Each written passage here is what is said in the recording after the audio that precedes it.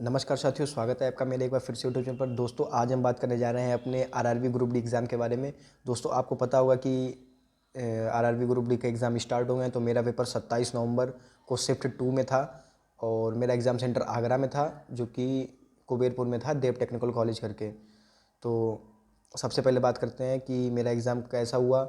उसके बाद कौन कौन से टॉपिक इंपॉर्टेंट हैं जो आप अगर पढ़ के जाएंगे तो हो सकता है आपको उनमें से क्वेश्चन देखने को मिले, क्योंकि रेलवे का एक थोड़ा पैटर्न सा रहा है कि वो ज़्यादातर जो पहले जैसे क्वेश्चन पूछता है वो वैसे ही क्वेश्चन का लेवल बस बढ़ाता रहता है या घटाता रहता है। बाकी टॉपिक ज़्यादातर सेम ही रहते हैं। तो मैं कुछ टॉपिक के बारे में बात करेंगे और उसके बाद फिर हम बात करेंगे कि मैंने कितने क्वेश्चन अटेम्प्ट किए हैं और आपको किस तरीके से अटेम्प्ट करना चाहिए। तो चलिए शुरू करते हैं। तो दोस्तों, मैंने सारा कुछ लिख के रखा है यहाँ पे। तो सबसे पहले बात करें तो सबसे पहले आपको सब 100 के 100 क्वेश्चन जो हैं वो अलग से चार सेक्शन में देखने को मिलेंगे। पहले साइंस, फिर मैथ, फिर रीजनिंग, फिर जीके। आपका जो मन हो आप वो पहले सेक्शन कर सकते हैं। और ऐसा कोई नहीं है कि पहले साइंस खुलेगा उसके बाद मैथ, नहीं, आपका जो मन हो आप वो क्वेश्चन कर सकते हैं उठा के। पहले ऐसा होता था कि 100 के 100 क्वेश्चन मिक्स आते थे, कहीं साइंस का आ गया, फिर कहीं फिजिक्स, मान लो कहीं बायो का आ गया, फिर फिजिक्स का आ गया, फिर मैथ का आ गया, फिर कहीं जीके का आ गया, फिर रीजनिंग का, ऐसे करके। लेकिन अब आपके चारों सेक्शन अलग अलग हैं। तो जब से आप रीजनिंग खोलेंगे तो आपको केवल रीजनिंग में दिमाग लगेगा। तो ये कि मुझे तो ये काफ़ी बढ़िया सिस्टम लगा। तो सबसे पहले मैंने रीजनिंग किया। रीजनिंग में आपके सिटिंग अरेंजमेंट अच्छे से करके जाइएगा। सिटिंग अरेंजमेंट के 3 से 4 क्वेश्चन आ रहे हैं, वो भी 2 क्वेश्चन तो काफ़ी इजी आ रहे हैं, वो आप देख के कर लोगे एक बार। लेकिन जो 2 क्वेश्चन आ रहे हैं वो थोड़े अच्छे लेवल के पूछ रहा है, अच्छी लैंग्वेज दे के पूछ रहा है। तो 4 क्वेश्चन सेटिंग अरेंजमेंट के आ रहे हैं। ब्लड रिलेशन के 2 से 3 क्वेश्चन आ रहे हैं, जो कि ठीक ठाक है, आराम से हो जाएंगे अगर आपने थोड़ा बहुत पढ़ा है। बाकी जो भी सीरीज़ वगैरह क्वेश्चन है वो सब नॉर्मल आ रहे हैं, कोई ज़्यादा कठिन नहीं आ रहा है। और रीजनिंग काफ़ी अच्छी पूछ रहे हैं, मतलब ना कठिन है ना सरल है, मतलब मॉडरेट लेवल की है। और इनमें से सिटिंग अरेंजमेंट अच्छे से करके जाइएगा, प्रैक्टिस थोड़ी बहुत कर लीजिए आप। और इसके बाद ब्लड रिलेशन के क्वेश्चन सीरीज सरल आ रही है, कोई ज़्यादा दिमाग लगाने वाली नहीं आ रही है। नॉर्मल से आप देखोगे पता चल जाएगा कि हाँ, दो दो का स्क्वायर हो रहा है, 3 का स्क्वायर हो रहा है, कैसे प्लस हो रहा है, माइनस हो रहा है, आराम से कर लेंगे। इसके बाद मतलब अगर देखा जाए तो आप 25 क्वेश्चन 30 में से आराम से कर ले जाएंगे, जो जो कि मैंने फर्स्ट राउंड में कर लिए थे। इसके बाद रीजनिंग के बाद आते हैं मैथ में।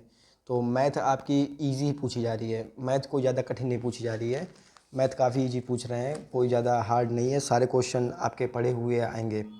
और जैसे मैथ में हो गया, टाइम एंड वर्क के 2 क्वेश्चन आ रहे हैं, मेरे में आए थे। ट्रेन ट्रेन से एक सवाल आया था, वो दोनों ट्रेनें सेम डायरेक्शन में चल रही थी और उनके एक दूसरे को पार करने का ऐसा करके क्वेश्चन था। परसेंटेज से सरल क्वेश्चन आ रहे हैं, कोई ज़्यादा आराम से कर लेंगे। पर सारा कुछ बेसिक का पूछ रहे हैं, कोई भी हाई लेवल का नहीं पूछ रहे हैं मैथ में, सारा कुछ बेसिक का। प्रॉफिट एंड लॉस पूछ रहे हैं, शंकु खिलौने वाले क्वेश्चन करके जाइएगा। शंकु के सारे फार्मूले याद कर लीजिए, गोला का आयतन, ये सब सारे, मतलब 3D 2D करके जाइए। प्रॉफिट एंड लॉस काफ़ी सरल से सवाल, मतलब बेसिक, बिल्कुल बेसिक, जैसे हम लोग स्टार्टिंग में क्वेश्चन लगाते हैं ना परसेंटेज के, प्रॉफिट एंड लॉस के, वो सारे सब बेसिक सवाल आ रहे हैं, कोई ज़्यादा हार्ड क्वेश्चन नहीं आ रहे हैं। मैथ में आप आराम से अच्छे से अच्छे आराम से क्वेश्चन सारे में से सारे कर ले जाएंगे।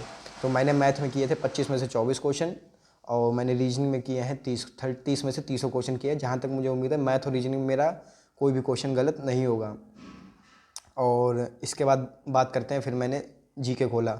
अब जीके तो बिल्कुल भगवान भरोसे है। आप ये समझिए कि हम सब लोग पॉलिटी, जियोग्राफी और हिस्ट्री सब पढ़ के जा रहे हैं, लेकिन वहाँ पे भैया पूछ के आ रहे हैं सिर्फ और सिर्फ करंट अफेयर।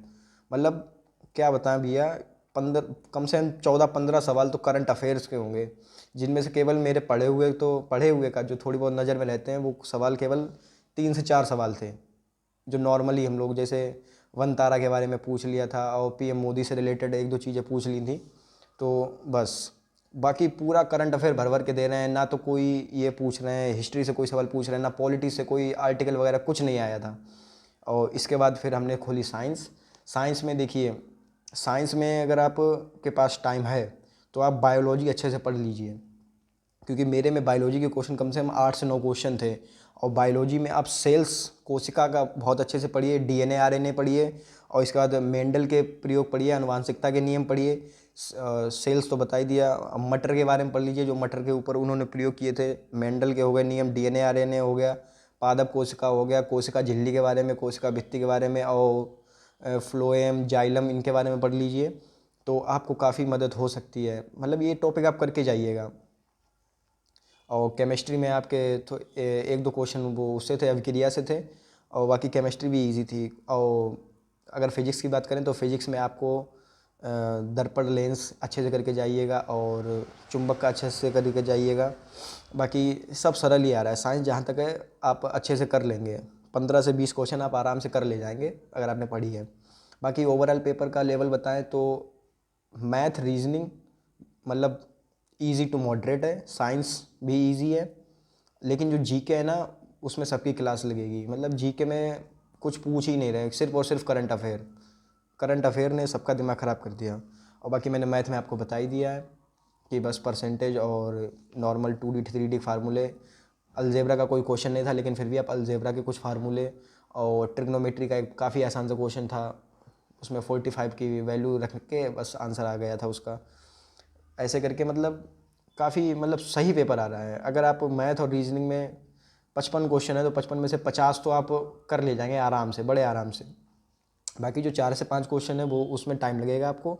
तो ऐसे क्वेश्चन को आपको स्किप भी करना आना चाहिए, क्योंकि अगर आप किसी क्वेश्चन पे अटक गए तो समझो वही टाइम खा जाएगा आपका। और जैसा कि मैंने CGL CHSL के भी मॉक लगाए तो मेरे लिए कोई टाइम की कमी नहीं थी, मैंने आराम से अपना पेपर कर लिया था और मुझे कोई टाइमिंग में दिक्कत नहीं आई।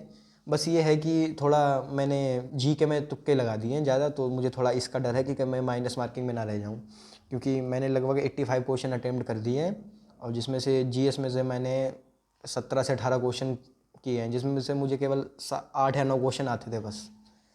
तो मैंने ये लगभग 10 क्वेश्चन उधर तुक्के मारे हैं, तो मुझे उसका थोड़ा डर लग रहा है। बाकी अब जब आंसर की आएगी, जब क्या होगा, कट ऑफ क्या होगी, वो तो सब बात की बात है, लेकिन हाँ आपको इस वीडियो से मदद मिली होगी। अगर आपका एग्ज़ाम थोड़े और दिनों बाद है तो फिर आप इन चीज़ों पे गौर कर सकते हैं, और बाकी अपना रिवीजन करते रहिए अच्छे